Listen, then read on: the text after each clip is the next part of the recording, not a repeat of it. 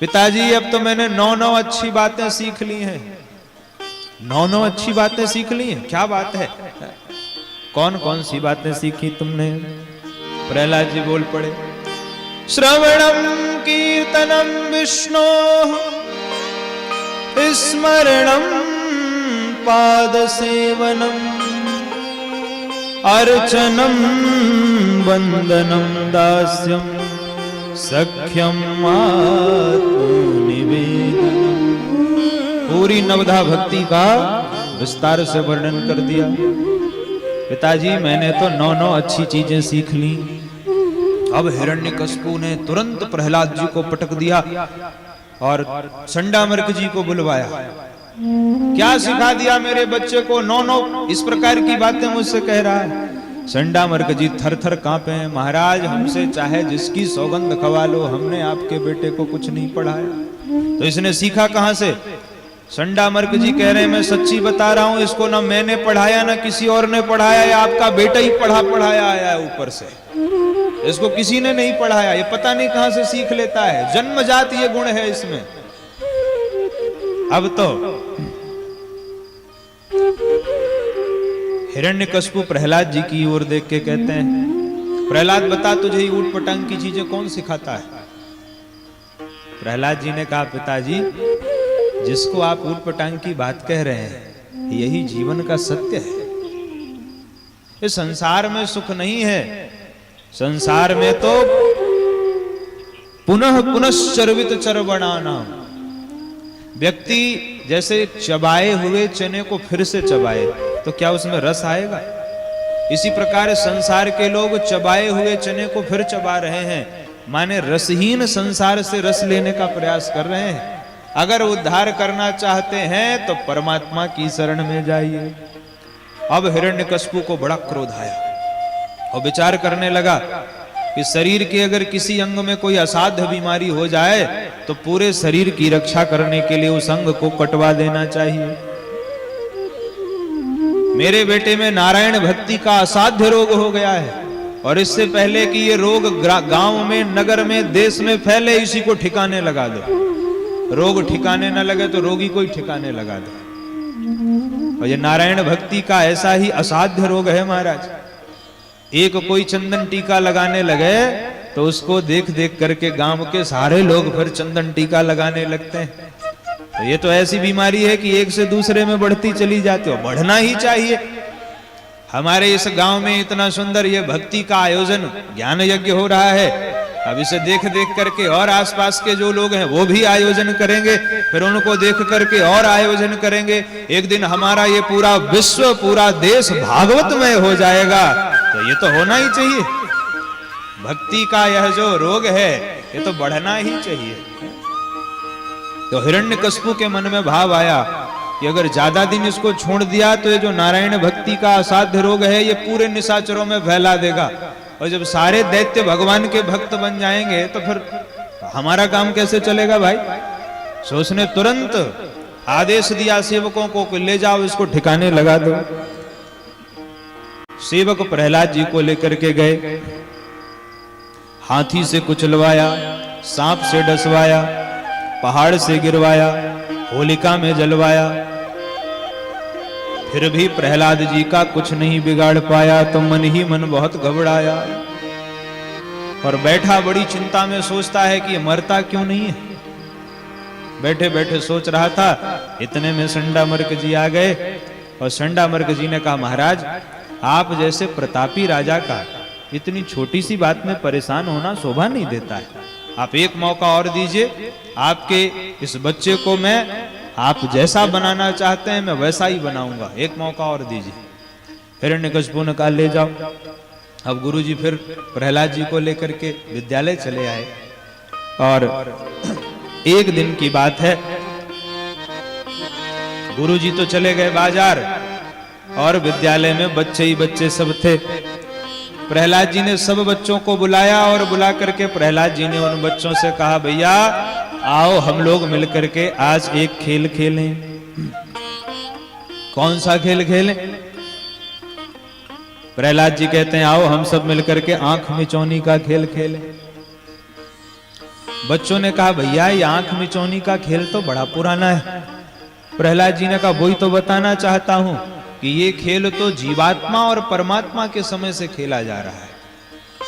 भगवान ने सर्वप्रथम जब ये जगत बनाया तो भगवान ने अपने गर्भ से जितने भी चर अचर थे सबको व्याप्त कर दिया, और जब महाप्रलय किया तो भगवान ने सबको ढूंढ ढूंढ के सबको अपने उदर में धारण कर लिया। और पुनः भगवान ने फिर सृष्टि का निर्माण किया तो जीवों से कहा कि भैया अब मैं तुम सबके बीच में छिपा हूं, अब मुझे ढूंढ सकते हो तो ढूंढ करके दिखाओ। इसलिए हम सबको होश संभालते ही भगवान की खोज में लग जाना चाहिए। कौमारम आचरित प्राज्ञो धर्मान भागवतानि है दुर्लभम मानुषम जन्म तदप्य ध्रुवमर्थदम। मित्रों ये मानव जीवन बड़ा दुर्लभ है। बड़े भाग मानुष तन पावा, बड़े भाग मानुष तन पावा।